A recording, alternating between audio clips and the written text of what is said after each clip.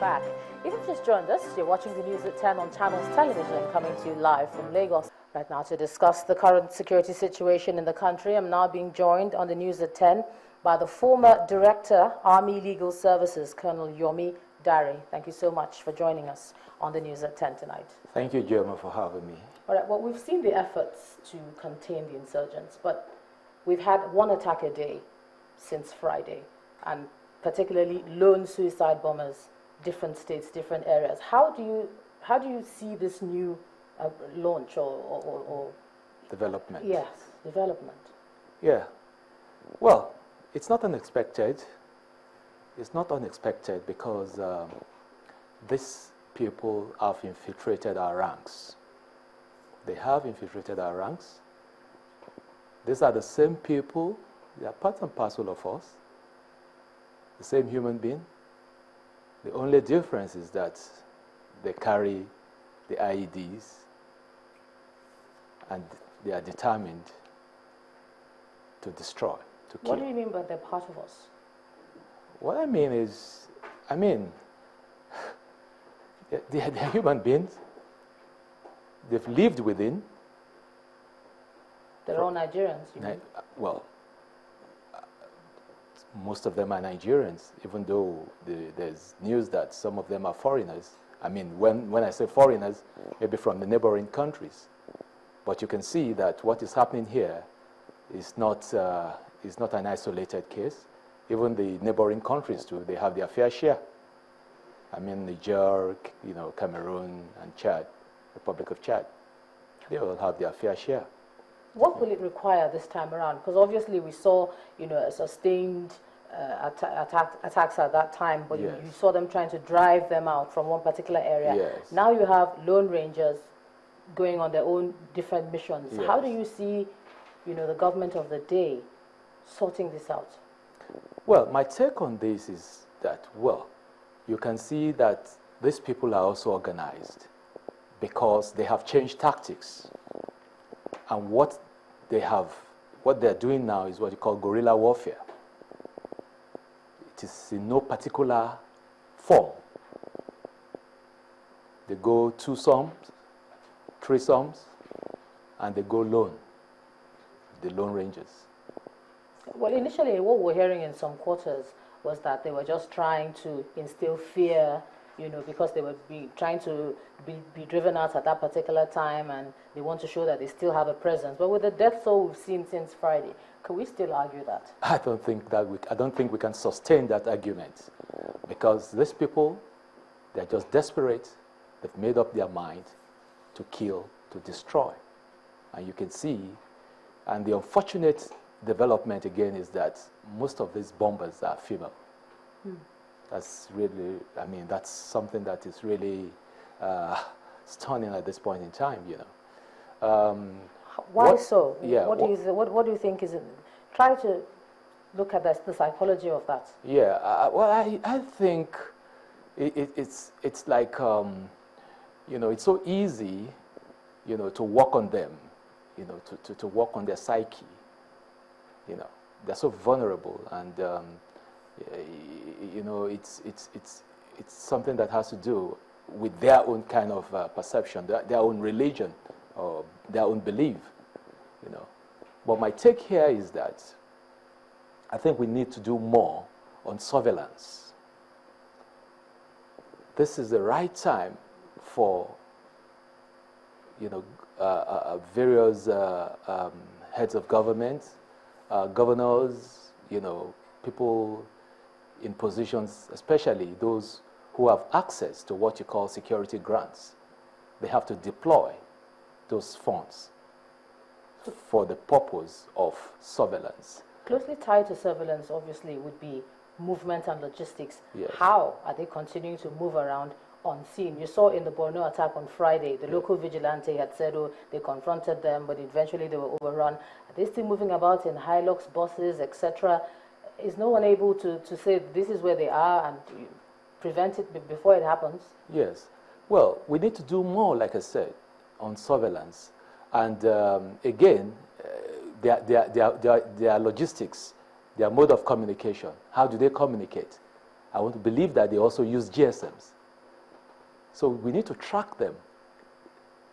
The NCC has to come up with regulations such that they will, prevail upon the service providers, the local service providers, to be able to monitor, especially within that zone, the northeast zone, to be able to track them. It's not the first time we're hearing the whole surveillance argument. Yes. You hear that regularly. After a bombing has happened, they say, keep your eyes open if you see anything. But it's gone beyond that. As a strategist, one who has been in that system, yes. How exactly do you think it should be done?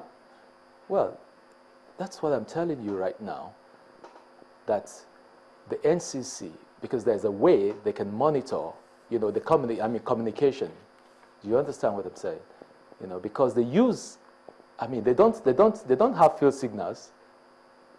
They communicate with the latest technologies, with the GSMs, and then they probably look and see that, okay, the coast is clear, you guys can come in now, you can launch it now.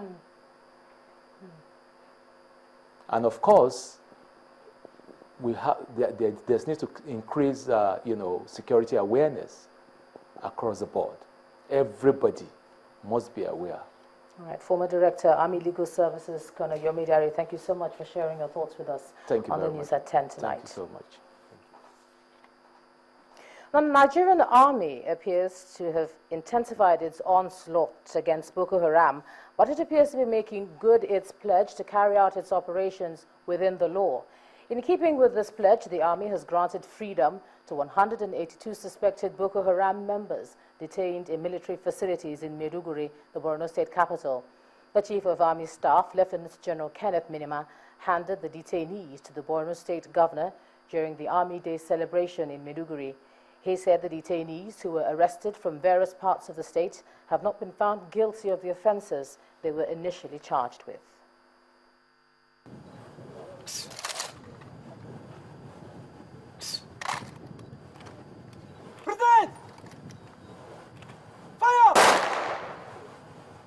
The climax of the week-long activities marking this year's Army Day celebration. The event is marked low-key in Maiduguri in honor of officers and men who lost their lives in the war against insurgency. The Nigerian military has suffered casualties from years of battle with the insurgents. The result is countless widows and orphans left behind.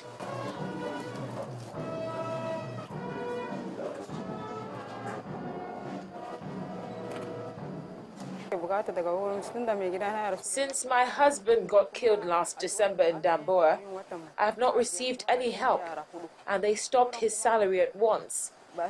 I do not have any source of income. How do we take care of our children? There are many women whose husbands got missing in action in Woza and Bama. They have not been told whether their husbands are dead or alive, but their salaries have been cut off. Widows of the soldiers are really suffering. We need help. But the Chief of Army Staff, Kenneth Minima, assures that families of the fallen heroes will be remembered and given their statutory privileges. This is also re-echoed by the Borno State Governor. I wish to commiserate to the Chief of Army Staff and officers and men of the Nigerian Army for the supreme sacrifices made by our gallant officers and men in the service of the fatherland. The hosting of this event in Maiduguri no doubt bears testimony to the sense of commitment, empathy, and support for the troops resident in Borno State. It should be recalled that the menace of Boko Haram has ravaged this state for some years, and it has affected almost every aspect of social, political, and economic well-being of the people of Borno. The state government has continued to do all within its limited resources to support every action or program that will bring an end to the insurgency in Borno State and Nigeria. To honor our officers and men who lie ahead of me, is to ensure that this war is won. and that I promise we will win this war.